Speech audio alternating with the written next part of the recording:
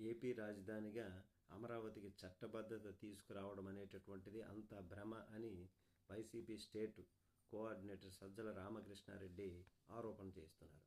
మరి సీఎం చంద్రబాబు గారు రాజధానిగా చెప్తున్నటువంటి ప్రాంతము మరో 30-40 ఏళ్ళు అయినా అభివృద్ధి జరగదని ఆయన చెప్తున్నారు. ఇందుకు ఛత్తీస్గఢ్లోని నవరాయ్పూర్ ఉదాహరణగా చెప్పుకోవచ్చు అంటూ తాజాగా జగన్ ప్రస్తావించినటువంటి మావిగన్ పైన రాష్ట్రంలో చర్చ ఇప్పుడైతే జరుగుతుంది. అయితే రాష్ట్ర ప్రజలంతా దీనిపైన చర్చించుకుంటున్నారు.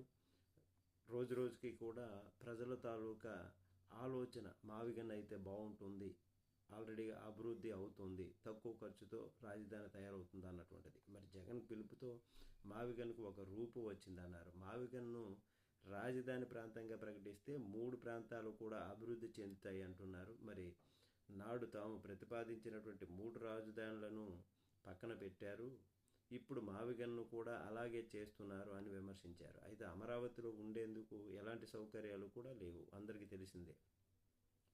మరి అలాంటి ప్రాంతంలో 2 లక్షల కోట్లను రూపాయలను ఎందుకు ఖర్చు చేస్తున్నారని ఆయన ప్రశ్నించారు. కానీ మావిగన్ అందులో 10% ఖర్చుతో అభివృద్ధి చెందుతోందని, ఇప్పటికే ఎయిర్పోర్టు, రైల్వే స్టేషన్లు, అలాగే మెడికల్ కాలేజీలు ఆ 3 ప్రాంతాలకు చెందినటువంటి ఉన్నాయి. త్వరలో పోర్టు కూడా వస్తుందన్నారు. అమరావతికి ఆదాయం ఎలా వస్తుందని అడిగితే సరైనటువంటి సమాధానం వారి దగ్గర లేదు అని ఆయన చెప్పుకొచ్చారు.